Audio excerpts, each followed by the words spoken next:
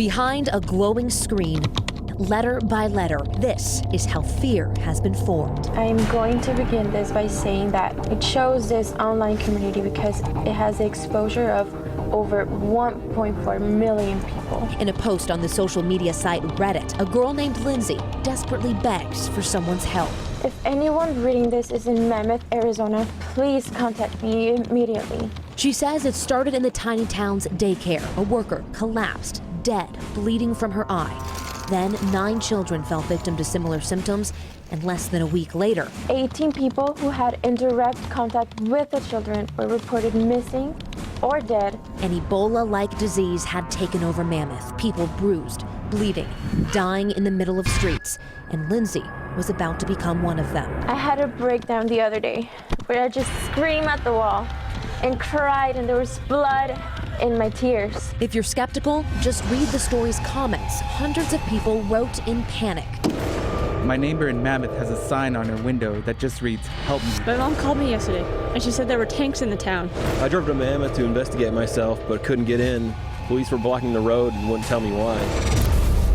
But if you really take a trip to the small town, this is not where you'll find their chief of police. I simply tell them it's all a hoax. That's right, a hoax, one that Mammoth's top cop says has thrust this town directly into the spotlight. We received calls from Texas, Florida, Maine, Wisconsin, so it's really gone widespread.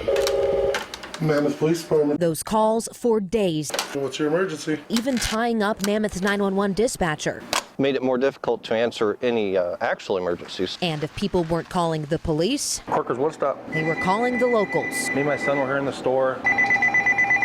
From somebody back in New York. My dad handed me the phone. It happened to be like one of the craziest phone calls I ever had. Have you seen anybody with bruises all over their faces or bleeding from their ears and eyes? Hello? Hello? Hello? A lot of calls. Hello? I just started like, what's going on? Well, to answer that question, you have to understand Reddit. In the online community, different message boards have different goals. The one Lindsay posted on, called No Sleep, includes scary, fictional stories where readers play along in the comments. After reading it, it was actually quite believable. And some are saying that's dangerous. A few strokes of a keyboard could have massive negative impacts, but before you blame modern times... In the War of the Worlds by H.G. Wells.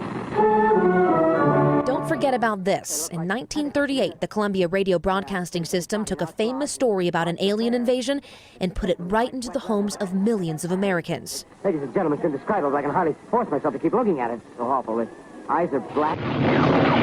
Of course, there were no aliens, but a nation went into panic that sweeps around the globe. People clogged up the freeways, screamed in the middle of streets, rumors that some even committed suicide.